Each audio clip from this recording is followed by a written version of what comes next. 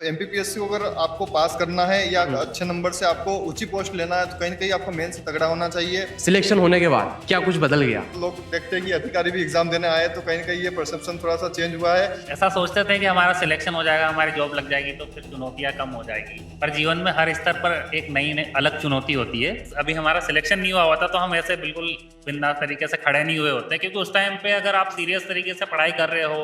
अच्छा, कोचिंग जरूरी होती है करना? मैं अगर मेरा बताऊँ तो मैंने बिना कोचिंग से मैंने सेल्फ स्टडी की, परंतु दोस्तों, आप सभी के लिए आज का जो ये रिव्यू वाला वीडियो है बेहद ही खास होने वाला है, क्योंकि दो डीएसपी मिलने वाले हैं आपको। उन्होंने लगातार 4-4, 5-5 बार मेंस भी दिया है और 2 बार सिलेक्शन भी लिया है, और आज उनका पेपर था तो उनसे जानेंगे कैसा पेपर रहा उनका। साथ ही साथ उनसे बात करेंगे उन्होंने कैसे क्या तैयारी की थी। बहुत कुछ इस वीडियो में आपको चीजें मिलने वाली हैं। और एक चीज जो मेरे लिए थोड़ा सा आज बेकार वाली चीजें बोल सकता हूँ मैं, कि मैंने पूरा वीडियो शूट कर लिया था रिव्यू वाला और उसमें आवाज नहीं आ पाई, तो इसके लिए मैं क्षमा चाहता हूँ कि आज का ज़्यादा लोगों से, जितने लोगों से, बहुत सारे लोगों से बात की थी मैंने, लेकिन अब क्या करें, किस्मत ने मेरा साथ नहीं दिया आज। तो आप कोऑपरेट करना आज के वीडियो में, बाकी कल से हम ध्यान रखेंगे इस चीज़ के लिए, क्योंकि अभी बारिश भी हो रही है। और शुरुआत करने से पहले मैं आपको बोलना चाहूँगा, अभी तक आपने टेलीग्राम चैनल को ज्वाइन नहीं किया तो डिस्क्रिप्शन में और कमेंट में पिन कर रखा है, वहाँ से ज्वाइन कर लीजिए।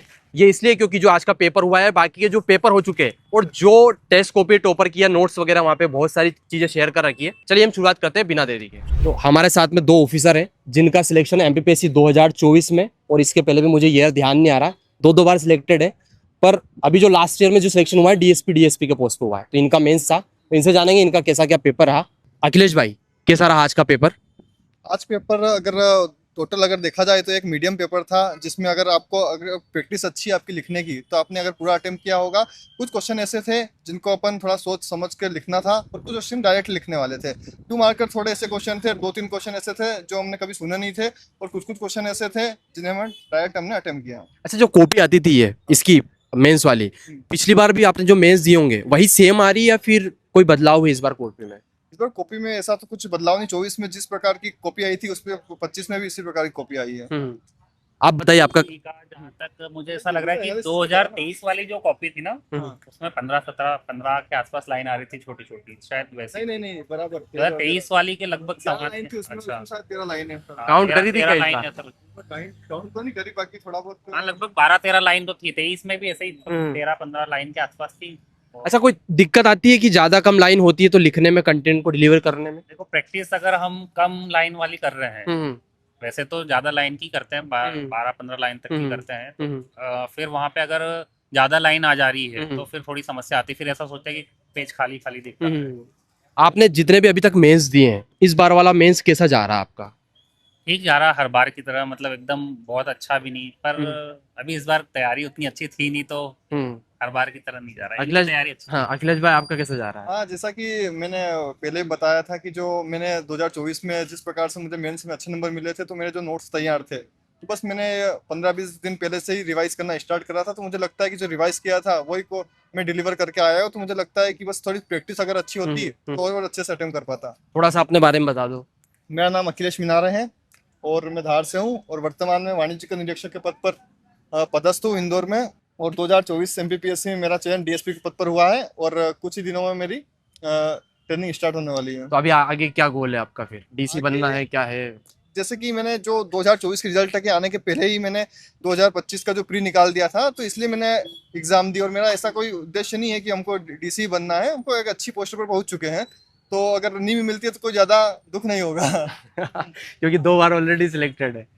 आपके बारे में बताओ थोड़ा सा। मेरा नाम जितेंद्र बघेल है, मैं धार जिले की कुक्षी तहसील का रहने वाला हूँ, और मैं 2023 में सहकारिता निरीक्षक के पद पर चयनित हूँ, और उसके बाद 2024 में मेरा चयन उप पुलिस अधीक्षक डीएसपी के पद पर हुआ है। ठीक है, टोटल अभी तक आपने कितने मेंस दिए हैं? ये मेरा लगातार 5वां मेंस है। लगातार मेंस लिखने के पीछे क्या स्ट्रेटजी हो सकती है आपकी? लगातार मेंस लिखने के पीछे की स्ट्रेटजी तो सबसे पहला तो ये कि आपका प्रीलिम्स क्वालिफाई होना चाहिए। अब प्रीलिम्स क्वालिफाई करने के लिए आपने अगर एक बार क्वालिफाई करने तक की मेहनत कर ली है, तो आप उसको बार बार रिवाइज करते रहो और कंसिस्टेंसी बनाए रखो, तो आपका बार बार प्री निकलते जाएगा और आप मेंस लिखते जाओ। अखिलेश भाई, आप क्या मानते हो? आप लगातार इतनी बार 2 बार सिलेक्शन लिया है। हाँ, मैंने ये मेरा चौथा मेंस है, तो क्या मानते तो हो आप? मुझे लगता है कि व्यक्ति की जो सफलता, एमपीपीएससी को अगर आपको पास करना है या अच्छे नंबर से आपको ऊंची पोस्ट लेना है तो कहीं ना कहीं आपको मेन से तगड़ा होना चाहिए। मेन समय आपका पहला लक्ष्य होना चाहिए कि आपका पेपर कंप्लीट हो। दूसरा आपका कंटेंट अच्छा हो, तीसरी आपकी राइटिंग अच्छी हो। तो मैंने इन तीनों पर फोकस किया था, तो आज भी मेरी ये चीज़ें बरकरार है, तो मैं आज भी पूरा पेपर अटेम्प्ट करके आया हूँ। कोई बिगनर जो तैयारी शुरुआत करता है उसको प्री से शुरुआत करनी चाहिए, मेन से शुरुआत करनी चाहिए? मुझे लगता है कि सबसे पहले उसको एक बेसिक पे ध्यान देना चाहिए, उसके बाद उसको स्टार्ट करना चाहिए मेंस का डायरेक्ट, क्योंकि हम देखते हैं कि लगभग 60% जो सिलेबस है प्री का वो मेंस में इंक्लूड है। तो यदि अगर वो मेंस का विस्तार से अगर पढ़ेगा तो कहीं ना कहीं उसका प्री भी पूरा कवर हो जाएगा और एक अच्छी अच्छी अच्छी एक सोच का विकास होगा, तो कहीं ना कहीं उसको मेंस में भी एक बेहतर करने का उसको मौका मिलेगा। आप क्या मानते हो जितिन भाई की? मैंने सिलेक्शन के बाद सब तरह के लोग देखे। कुछ ऐसे हैं जिन्होंने पहले प्रीलिम्स पढ़ा है, कुछ लोग ऐसे हैं कि जिन्होंने पहले मेंस पढ़ा है, और कुछ लोग ऐसे हैं कि जिन्होंने प्री और मेंस दोनों साथ में पढ़ा है। तो अगर आप बेसिक क्लियर करना चाहते हो, जैसा कि अखिलेश सर ने कहा कि आप पहले मेंस पढ़ लो, तो आपके जो बेसिक्स है वो क्लियर हो जाएंगे। और ऐसा ज़रूरी नहीं है कि प्री ही पढ़ो या मेंस ही पढ़ो, आप दोनों चीज़ें भी एक साथ लेके चल सकते हो। सिलेक्शन होने के बाद क्या कुछ बदल गया? सिलेक्शन के बाद ये चेंज हुआ कि लोगों का देखने का नजरिया बदल गया है। आज हम आते तो स्टूडेंट की तरह आते थे, परंतु अब आए हैं तो लोग देखते हैं कि अधिकारी भी एग्जाम देने आए, तो कहीं ना कहीं ये परसेप्शन थोड़ा सा चेंज हुआ है। उसके अलावा एक खुद को भी लगता है कि अब कुछ पा लिया है तो, और थोड़ा सा कॉन्फिडेंस आता है, तो एग्जाम भी हम अच्छे से दे पाते हैं, हमको प्रेशर बिल्कुल भी फील नहीं करते हैं। तो ये थोड़ा बहुत चेंज आया है। आप क्या देखते हो, क्या बदलाव हुआ है? ऐसा सोचते थे कि हमारा सिलेक्शन हो जाएगा, हमारी जॉब लग जाएगी, तो फिर चुनौतियाँ कम हो जाएगी। पर जीवन में हर स्तर पर एक नई नई अलग चुनौती होती है। और पहले यही, जैसा कि अखिलेश सर ने बताया कि पहले हमको कोई नहीं जानता था, हम एक चुपचाप आते थे, मेंस देते थे, चले जाते थे। आज हम मेंस देने आ रहे तो बच्चे पूछ रहे हैं कि हाँ सर क्या करना, कैसे करना। अगर आज सिलेक्शन नहीं होता तो शायद मेरे पास इतनी देर तक खड़े नहीं होते आप। हाँ, ये बात भी मान सकते हैं, क्योंकि आप भी हमारी वैल्यू कर रहे हैं, क्योंकि हमारा सिलेक्शन हुआ है। सही ये है, भी एक सही, कारण है।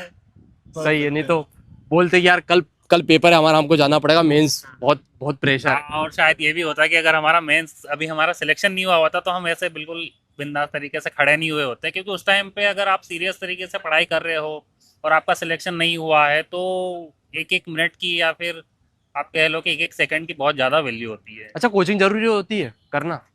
जैसे कि मैं अगर मेरा बताऊँ तो मैंने बिना कोचिंग से मैंने सेल्फ स्टडी की है, परंतु मुझे लगता है कि कहीं ना कहीं हमको एक मार्गदर्शन की आवश्यकता पड़ती है। मेंटरशिप होना जरूरी है। कोई अगर बच्चा अगर बिगिनर है तो कहीं ना कहीं उसको एक बाहरी सहायता की आवश्यकता पड़ती है। तो मुझे लगता है कि प्रारंभिक तौर पर उसको 6 महीने या 1 साल तक उसी कोचिंग में उसको पढ़ना चाहिए, ताकि उसका जो बेसिक्स का जो है वो थोड़ा क्लियर हो जाए। आप क्या मानते हो? देखो, जो बच्चे अफोर्ड नहीं कर सकते हैं वो फिर उस कोचिंग जरूरी तो है। अगर आप अफोर्ड कर पा रहे हो तो आप बिल्कुल कोचिंग जाइए, उससे क्या है कि आपको थोड़ी आसानी हो जाएगी।